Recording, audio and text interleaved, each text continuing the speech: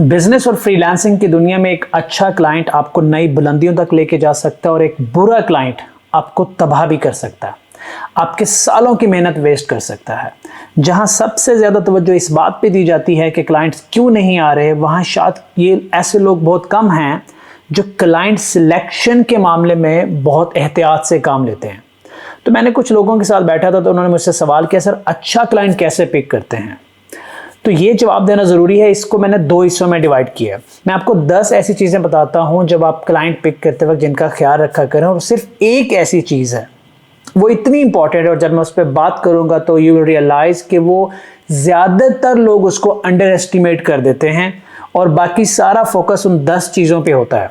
वो सारी की सारी इंपॉर्टेंट है जो मैं आपको बताने जा रहा हूं, लेकिन वो एक चीज़ इसके ऊपर शायद मुझे सेपरेट वीडियो भी रिकॉर्ड करनी पड़े, वो आपकी लाइफ चेंज कर सकती है। अगर आप अकेले बिजनेस कर रहे हो तो आपको बहुत बड़ी टीम दे सकती है। अगर आप एजेंसी बनाना चाहते हो तो अगर आप उस चीज़ का ख्याल रखते हो तो आप एजेंसी भी बना सकते हो। There are many things. अगर आप अपवर्क की दुनिया में हो, यूजुअली जो लोग करते हैं एक अच्छा क्लाइंट पिक करने के लिए, सबसे पहले वो ये देखते हैं कि इस क्लाइंट्स के रिव्यूज़ क्या हैं, इस क्लाइंट ने जो प्रीवियस डेवलपर के साथ काम किया या प्रीवियस वेंडर्स के साथ काम किया, वो लोग इसके बारे में क्या कह रहे हैं। एब्सोल्युटली फाइन, ठीक है। दूसरी चीज़ जो हम देखते हैं वो है क्लाइंट के जो है स्पेंडिंग्स कितनी है, ये कितने पैसे अब तक लोगों को दे चुका है। ये देखना ज़रूरी भी होता है क्योंकि जब आपको क्लाइंट्स की स्पेंडिंग का पता है, जो कि फ्रीलांसिंग प्लेटफॉर्म पे होती हैं, पर्टिकुलरली अपवर्क पे मेंशन होते हैं कि ये क्लाइंट कितने पैसे अब तक दे चुका है, तो उससे आपको क्लाइंट की बाइंग पावर का पता चलता है कि इसकी जेब में कितना पैसा है। तो आप अपने जो भी काम करने जा रहे हो तो आपको अंदाज़ा होता है इसके $1000 मांगना है या $10,000 मांगना है। That depends on the buying capacity of that particular client. तो जिंदगी में आप कोई भी बिजनेस कर रहे हो, आपको ये पता होना चाहिए कि आपके क्लाइंट की जो पॉकेट्स हैं वो कितनी डीप हैं, उसके पास कितना पैसा है, ताकि आप उस हिसाब के प्रोडक्ट रखो, उस हिसाब की क्वालिटी दो, उस हिसाब की कम्युनिकेशन करो, उस हिसाब के प्रोफेशनलिज्म के साथ आप अपने सारा कुछ प्लान करते हो। नंबर 3 जो चीज़ सबसे ज़्यादा देखी जाती है अपवर्क पे, वो ये देखा जाता है कि जी ये क्लाइंट जो है ये कहाँ से आया, मतलब उसका रीजन ज़रूर देखा जाता है। किसी छोटे मुल्क का क्लाइंट है, किस करेंसी में ये डील करता आया है, ये किसी बड़े मुल्क का क्लाइंट है, किसी बड़ी ऑर्गेनाइजेशन का क्लाइंट है। तो ये भी एनालिसिस करना बहुत ज़रूरी होता है क्योंकि ये भी आपकी डिसीजन मेकिंग के लिए ज़रूरी होता है कि अगर क्लाइंट, फॉर एग्जांपल हम लोग प्रेफर करते हैं अगर क्लाइंट यूएसए साइड से है, तो अगर आपको यूएसए के क्लाइंट मिलता है और आप उसको अच्छी सर्विस देते हो, उसके लिए अच्छा प्रोडक्ट बनाते हो, वो अच्छा रिव्यू देता है, जो दूसरा क्लाइंट यूएस से आएगा वो उस यूएस के क्लाइंट का जो फीडबैक है, अच्छा फीडबैक है, जब एज ए रेफरेंस वो फीडबैक आप उसको दोगे तो वो रिलेट कर पाएगा, वो ज़्यादा सिक्योर महसूस करेगा। This is very important. Point number 4 में ये अंडर एस्टिमेटेड चीज़ है। लोग देखते हैं कि इस क्लाइंट ने अभी तक लोगों को $2 लाख दिए हैं, $3 लाख दिए हैं, $4 लाख दिए हैं, $20,000 दिए हैं प्रीवियस डेवलपर्स को। अब वो ये नहीं देखते कि इसने ऑन एवरेज कितने पैसे दिए हैं। मैं जाके ये देखता हूं कि ये ऑन एवरेज किसी को कितने पैसे दे रहा है। मतलब इसने 10 डेवलपर के साथ काम किया है और ये 10 डेवलपर को किसी भी डेवलपर को इसने आज तक $400 से ऊपर पे नहीं किए, तो मैं उससे $40,000 कैसे मांगूंगा? मैं कैसे उम्मीद रख सकता हूं? कितने चांसेस होंगे कि मुझे $40,000 देगा? ऑफ कोर्स मैं जाऊंगा, बिड करूंगा, बात करूंगा, लेकिन वो जो प्रोबेबिलिटी है, चांसेस हैं, कम हो जाएंगे क्योंकि मार्केट में बहुत सारे क्लाइंट्स हैं। मुझे अपनी एनर्जी को स्मार्टली यूटिलाइज करना है, सही जगह पे, सही क्लाइंट पे। जब मैं अपनी एनर्जी, अपनी ज़िंदगी, अपना दिमाग सही क्लाइंट पे लगाऊंगा, सही जगह लगाऊंगा, तो रिजल्ट्स आने के चांसेस ज़्यादा होते हैं, आप स्केल जल्दी कर जाते हो। नंबर 5 पे आप क्लाइंट का प्रोफेशन देखते हो। अब आप कहेंगे प्रोफेशन का अच्छे और बुरे क्लाइंट से क्या लेना देना है? मेरे पास जब क्लाइंट आता है तो मैं देखता हूँ क्या ये क्लाइंट जो है किस तरह का सॉफ्टवेयर बना रहा है। अगर वो हेल्थ केयर के अंदर कोई सॉफ्टवेयर डिमांड कर रहा है और वो क्लाइंट किसी बैंक में काम करता है, व्हाट डज इट मीन? इससे मुझे अंदाजा होता है कि यार इसके पास जो डोमेन नॉलेज है वो कंपैरेटिवली एक हेल्थ केयर के बंदे से कम होगी, तो यहाँ पे मैं डोमेन नॉलेज थोड़ी खुद लेके वैल्यू ऐड कर सकता हूं, क्लाइंट को सजेशन दे सकता हूं, मैं क्लैरिफिकेशन उससे ज्यादा मांगूंगा क्योंकि ऐसे क्लाइंट को अक्सर नहीं पता होता वो क्या बनवा रहा है। तो वहां पे मेरा रोल चेंज हो जाता है। मैं उसको एजुकेट भी कर रहा हूँगा, मैं उसको बता भी रहा हूँ कि आपको ये चाहिए या नहीं चाहिए, और मैं उसको बार बार उसी की स्पेसिफिकेशन दिखाऊंगा कि आपको पता है जो आप मांग रहे हैं वो इस तरह से है। मैं सारा जो रिक्वायरमेंट गैदरिंग का प्रोसेस है ना वो चेंज कर दूंगा सिर्फ इस बात पे कि वो क्लाइंट जो है वो डिफरेंट इंडस्ट्री से है और जो वो मांग रहा है उस डिफरेंट इंडस्ट्री से है। तो प्रोफेशन जो है वो क्लाइंट का मैटर करता है। ज़रूरी नहीं है कि प्रोफेशन आप वर्क लिंक्डइन इन प्लेटफॉर्म पे हो, आप उसको सर्च कर सकते हो। सो लिंक्डइन पे तो डेफिनेटली होता है, ये ज़रूरी नहीं है कि आप वर्क पे और फाइवर पे आपको पता हो या उसने कहीं मेंशन किया हो। तो आप जाके लिंक्डइन पे उसका प्रोफेशन देख लेते हैं या इवन कॉल पे जाके पूछ लेते हैं, तो वो भी आपको बता देता है कि एक्चुअली वो करता क्या है। अगला है हमारे पास कि हर क्लाइंट जो है जो आपको पे कर रहा है वो आपके लिए तो क्लाइंट है, क्या वो एक्चुअल क्लाइंट है या मिडल मैन है। मैं मिडल मैन को, मेरी अपनी definition, middle man is technically a client, but मैं मिडल मैन को क्लाइंट नहीं समझता। मिडल मैन जो है ना, ये बड़ी डाइसी सिचुएशन होती है। जब आप मिडल मैन से डील कर रहे होते हो तो पीछे से 100 रुपये लेगा, 40 रखता है, 50 रखता है, थोड़े पैसे आपको फॉरवर्ड करता है। एक तो बहुत ज़्यादा पैसा आप लूज़ कर रहे हैं। लेकिन सबसे बड़ा नुकसान मिडल मैन का ये होता है, जो आपके और क्लाइंट के बीच में बैठा होता है, वो क्लाइंट के साथ अपनी रेपुटेशन बना रहा है, अपनी दोस्ती बना रहा है, अपने आप को वो बूस्ट कर रहा है।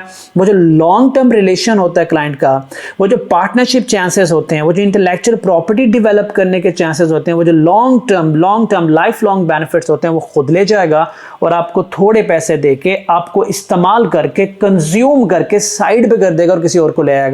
एंड अबव ऑल वो आपकी मिस्टेक्स को आपकी मिस्टेक्स के तौर पे दिखाएगा और आपकी अच्छी चीज़ों को अपनी अच्छी चीज़ें बना के दिखाएगा। इसलिए आप कभी अच्छे हो ही नहीं पाते। क्लाइंट के साथ पार्टनरशिप पे जाने के चांसेस आपके मिनिमम हो जाते हैं।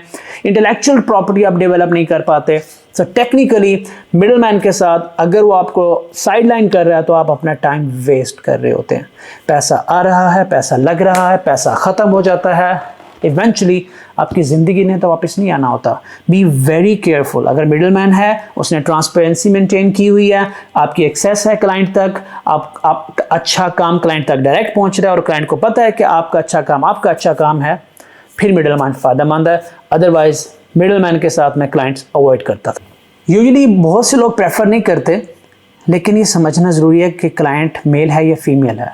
अब ये इसका ताल्लुक वो उस चीज़ से नहीं है। अब ये ना कहना कि यार ये तो रंग नस्ल पे वो कर रहा है।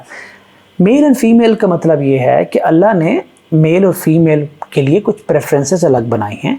फीमेल की कुछ प्रेफरेंसेस डिफरेंट होती हैं, मेल की कुछ प्रेफरेंसेस डिफरेंट होती हैं। डिज़ाइन में मेल और फीमेल की प्रेफरेंसेस में फ़र्क होता है। क्लाइंट हैंडलिंग में, क्वालिटी ऑफ कम्युनिकेशन में फ़र्क होता है, डिलीवरी टाइमिंग में फ़र्क होता है, उस दोनों की एक्सपेक्टेशन में नेचुरली फ़र्क होता है। तो ये समझना ज़रूरी है कि जब मैं पिक कर रहा होता हूँ कि यार ये जो प्रोडक्ट है, इस प्रोडक्ट के अंदर किस तरह की कम्युनिकेशन मुझे चाहिए होगी। मे बी मुझे ट्रैवलिंग चाहिए होगी, मुझे आगे की सोचता हूँ और फिर देखता हूँ कि इस क्लाइंट इस प्रोजेक्ट को जो लीड कर रहा है, जो ऑन कर रहा है, वो मेल है या फीमेल है, उसकी बेस पे भी फैसले किए जा सकते हैं। And then what we see is client का एक्सपीरियंस उसकी रेलिवेंट फील्ड में। अब रेलिवेंट फील्ड क्या है? फॉर एग्जाम्पल, ये इसको ज़रा ध्यान से समझ लीजिएगा कि अगेन मिसाल दूंगा, क्लाइंट ने जो प्रोजेक्ट पोस्ट किया वो हेल्थ केयर में है, खुद वो बैंकिंग में है या किसी भी सेक्टर में है। तो मैं इस वक्त हेल्थ केयर के एक्सपीरियंस की बात नहीं कर रहा, मैं उसके अपनी फील्ड के अंदर उसका कितना एक्सपीरियंस है। इससे आपको अंदाज़ा होता है कि वो फाइनेंशियली कितना स्टेबल है, वो कितना मैच्योर है, वो कितना मुस्तकिल मिजाज है, वो कितना कंसिस्टेंट है। मतलब कि ये सारी चीज़ें आपको उसके बारे में पता चलती हैं जब आप उसके प्रोफेशन के अंदर उसका एक्सपीरियंस को देखते हो।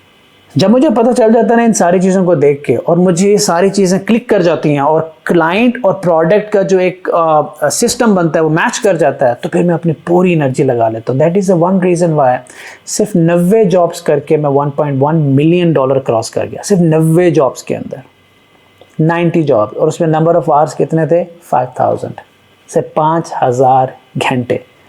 क्यों? क्योंकि जब मैं क्लाइंट अच्छे पिक कर लेता हूँ तो फिर मैं पूरी एनर्जी सही क्लाइंट पे लगाता हूँ। और मुझे फ्रीलांसिंग की दुनिया में ना करना आ गया। लोगों को क्लाइंट नहीं मिल रहे तो मैं ज़्यादातर क्लाइंट्स को ना कह रहा होता हूँ कि यार अच्छी बात है यार, यहीं इनकार कर दो, कल को वापस आने के चांसेस तो बचे रहेंगे। ये तो वो चीज़ें हैं जो अब वक्त पे आप लोग देख रहे हो, which is absolutely fine. Real world में भी आप क्लाइंट की पर्सनालिटी देखते हो, उसका बोलने का तरीका देखते हो, उसका टेम्परामेंट देखते हो कि किस टेम्परामेंट का आदमी, इसको कितनी जल्दी गुस्सा आता है।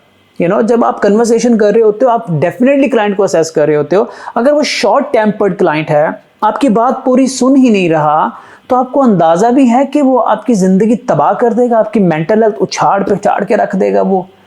क्योंकि आप उसको tech field is all about logic. आप उसको लॉजिक देने जा रहे होंगे, वो आपकी बात पूरी सुनेगा ही नहीं। तो जब बात ही पूरी नहीं सुनेगा तो लॉजिक उसके दिमाग में कभी जाएगी ही नहीं। हमेशा लड़ाई होगी, हमेशा लड़ाई होगी, अच्छा काम करके भी लड़ाई होगी। मैं लिटरली जो अगर मुझे करना पड़े मैं इंपल्सिव क्लाइंट्स के साथ कभी काम नहीं करूंगा। इंपल्सिव और शॉर्ट टेम्पर्ड क्लाइंट के साथ मैं काम नहीं करता, जिनको ये बिल्कुल अंदाज़ा नहीं है कि किसी की बात सुनते कैसे हैं, चाहे वो ढेर सारे पैसे लेके भी है। और ये मैं ऐसा इसलिए कह रहा हूँ कि 4 साल में ऐसा कर चुका हूँ, और अगर मुझे ज़िंदगी में वापस जाने का मौका मिले तो मैं ये वाली गलती नहीं दोहराऊँगा, क्योंकि बहुत आपको डैमेज करती है। अब रहेगी वो एक बात, मैंने कहा था ना कि ये सारी बातें इंपॉर्टेंट हैं। अब मैं सिर्फ एक क्वालिटी पे इस वीडियो का पार्ट 2 बनाऊंगा, जिसके ऊपर मैं सिर्फ उस क्लाइंट की एक क्वालिटी पे बात करूंगा कि मैं क्या देखता था या आगे भी मैं क्या देखूंगा कि मैं ऐसा क्लाइंट अगर मुझे मिल गया, कोई भी मिल गया और मिला, तो मैं सब कुछ उसके ऊपर लगाने को तैयार हूँ, सारी एनर्जी, सारा फोकस। टेक्निकली मेरे पास तो खैर इतनी स्पेस नहीं है आप, क्योंकि मैं जिनको वादे कर चुका हूँ उन्हीं के साथ निभाने हैं। लेकिन अगर आपको ऐसा मिले तो मैं आपको बता रहा हूँ आपकी लाइफ चेंज कर देगा। तो उसके ऊपर मैं अगली वीडियो रिकॉर्ड करने जा रहा हूँ। वीडियो अगेन लेंथी होती है तो मेरी टीम नाराज़ होती है कि सारा लंबी वीडियोस जो है ना लोग नहीं देखते, तो एंड में जो आपकी बातें हैं वो वेस्ट हो जाती हैं। सो अभी जितनी भी 8-10 बातें मैंने आपको बताई हैं, इनको ध्यान में रखें, इन पे अमल करें। नेक्स्ट वीडियो में मिलते हैं।